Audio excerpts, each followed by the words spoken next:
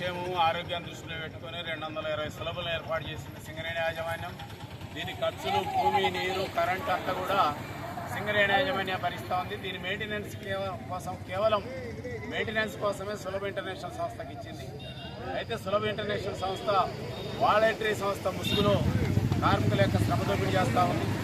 ఒక్కొక్క సులభకు 9,000 రూపాయల కమిషన్ తీసుకుంటా ఉంది. కానీ కార్మికులకు బోనస్ కానీ, పిఎఫ్ కానీ, హాస్పిటల్ బుక్స్ కానీ, ప్రమాద బీమా కానీ ఏవి ఇవ్వట్లేదు. అదేవిధంగా జీతాలు కూడా సరిగ్గా ఇవ్వనటువంటి ఒక పరిస్థితి. కార్మికులకు ఇవ్వాల్సినటువంటి రక్షణ పరికరాలు, గ్లౌజులు కానీ, మాస్కులు కానీ, బూట్లు కానీ ఏవి ఇవ్వట్లేదు. ఇవ్వాల్సిన మెటీరియల్ కూడా క్వాలిటీ ఇవ్వటం లేదు.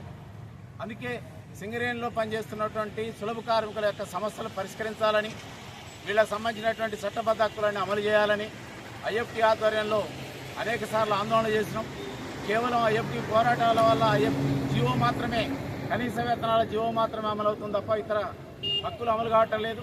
అందుకే సింగరేణి యాజమాన్యానికి మేము కోరేటువంటిది, సింగరేణి సులభ దగ్గర సులభకు మీరు ఇస్తున్నటువంటి 25,000 రూపాయల్లో మీరు కేవలం 16,000 ఖర్చు పెడితే 9,000 వాళ్ళు తీసుకుంటున్నారు కమిషన్. కనుక వాళ్ళందరితోటి సులభ యాజమాన్యంతో మీరు ఈ హక్కులన్నీ కూడా అమలు చేయించాల్సిన బాధ్యత మీది. ప్రిన్సిపల్ ఎంప్లాయర్గా మీ బాధ్యత మీది.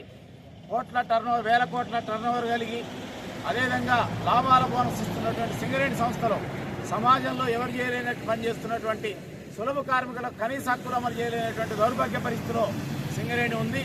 కనుక ఇప్పటికైనా మేము కోరేటువంటిది, తక్షణం సింగరేణి సులభ కార్మికుల సమస్యల మీద మీరు దృష్టి పెట్టాలి. కాంట్రాక్ట్ కార్మికులకు ఇచ్చేటువంటి అన్ని హక్కులు కూడా వీళ్ళకి అమలు చేయాలి. మీరు ఈ సమస్యల్ని పరిష్కరించకపోతే మేము ఈ నెల 16వ తారీఖు నుంచి సమ్మె చేస్తామని కూడా తెలియజేస్తా ఉన్నాం. దాంట్లో ఎక్కడైతే సులభులు ఉన్నాయో మొత్తం అన్ని జిఎం ఆఫీసుల ముందు బడ్జెట్లతోటి, చీపుర్లతోటి ఖచ్చితంగా మేము నిరసన తెలియజేస్తాం, సమ్మెలో పోతాం. ఇప్పటికైనా మీరు కార్మికుల సమస్యల పట్ల మీరు దృష్టి పెట్టి వెంటనే పరిష్కారం చేయాలని మేము కోరుతా ఉన్నాం.